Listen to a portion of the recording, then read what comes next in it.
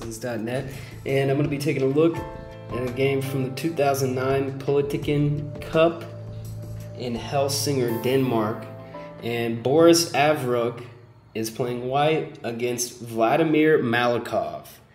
So Malakhov at the time, and I believe he's still a pretty strong 2,700 plus player, and Boris Avrukh is no joke himself. So opens with d4, and now c6 going into the Slav defense, and with a6, I believe this is called a chameleon variation, and I've seen Gata Kamsky play this a6 line many times. And it's a very solid line. Black is maybe thinking about playing b5, so white usually plays c5 to shut that down and try to create a hole at b6. So Malakhov played it a really weird way. I've never seen it quite like this. Bishop f4, knight h5. This is standard stuff. Black wants the bishops. Exchanges will help him as his position is slightly more cramped. e3, and so white allows the double pawns, but they're controlling e5. And so b6, Malakhov plays it a weird way. Usually you see maybe g6, bishop g7, castling. Usually black doesn't play b6 so early that I've seen. But b6 here, essentially forcing b4. White doesn't want to take this. I mean, it would just develop black's queen for him. So forces b4, more or less. And now queen c7 and g6. So black is trying to really eye that f4 square, and so bishop h6 and takes, and Malakhov castles. So far it's been pretty much more or less standard opening theory. The bishop on h6 is a little strange. h4, and so this is Avrukh's idea. He's just trying to exploit the bishop on h6 with h5 and instant pressure along the open h file. e5 by Malakhov is pretty psycho. It's pretty nuts, and he's just, it's pretty simple. He's trying to take advantage of the pin.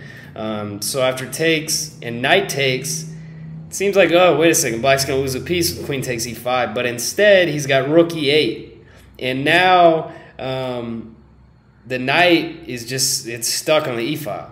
I mean, there's nothing black can or white can do it. It's stuck, and if white tries to play anything to get out, he's still got rook takes e5 because of the pin.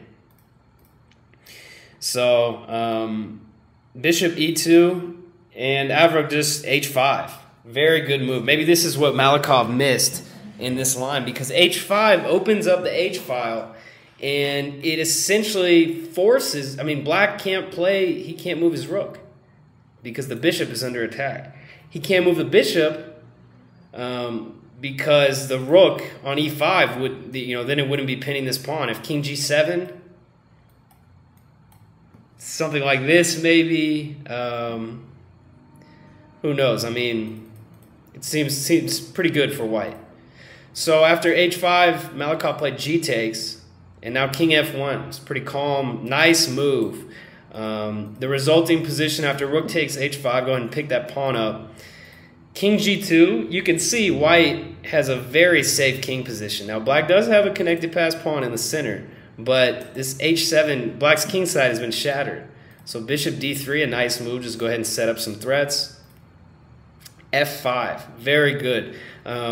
White doesn't want to deal with any bishop g4 nonsense that could allow black to consolidate his king side. And f5 is also, maybe in the future, it's tough to get the bishop developed. Maybe in the future f6 is going to be white's idea, trying to crash through on h6.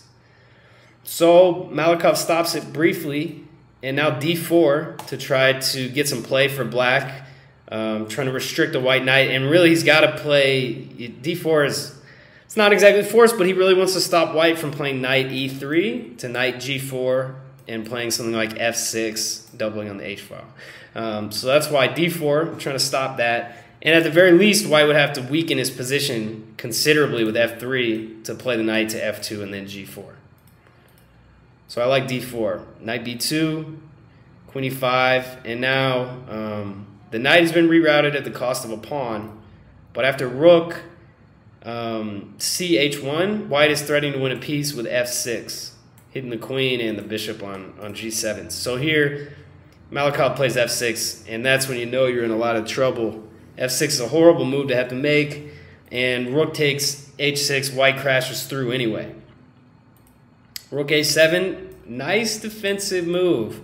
These are kind of hard to see sometimes. And now just rook back to h5. And after rook e7, Boris Avrukh drops a bomb with knight b6. It's a pretty crazy move. The bishop on c8 is totally screwed. It's totally out of the game. The h file is extremely important for white. And now he introduces a new threat with bishop to c4. So in the game, black played a little differently. But let's say if he had taken the knight, bishop c4, anything with this is just going to be terrible. This is going to be horrible for black. So that's not even worth looking at. King f8, this leads to mate very quickly. So the only other option, rook f7. And then I think rook h7 wins pretty easily for white. Because let's say black tries to get out. White has just a really easy combination here. Check. And now check. The point is, king f7 runs into rook h7 and king e7. White's got rook e1. And this position would be really easy to win. So, that's why black didn't take the knight. Because it would have worked out pretty bad. So, instead of taking the knight, he tried bishop takes f5. Trying to distract white's bishop. But Avrukh just took the bishop, now takes, and bishop c4. And black is pretty much busted here. He's got an extra pawn, but he can't move any of his pieces. So maybe queen c2 just lining up. The attack is going to be on the light squares. Because of the opposite color bishops, white's attack is that much stronger. Rook h5, just some simple consolidating moves by white. And now after rook b1, Malakhov had enough. He resigned here because he's got no defense. Let's say queen c7, queen g6. The rook's going to drop. Black's actually going to get mated before anything else. Rook b8 is an idea. Let's say king here. Rook b8. And mate is coming soon. So after rook 36, rook b1, Malakhov resigned. So a really nice game by Avrukh. Knight b6 was a pretty cool move. And some nice preparation in the opening, some positional chess going through, and Avrukh just grinding down Malakhov. So this is Will Stewart from OnlineChessLessons.net, and thanks for tuning in.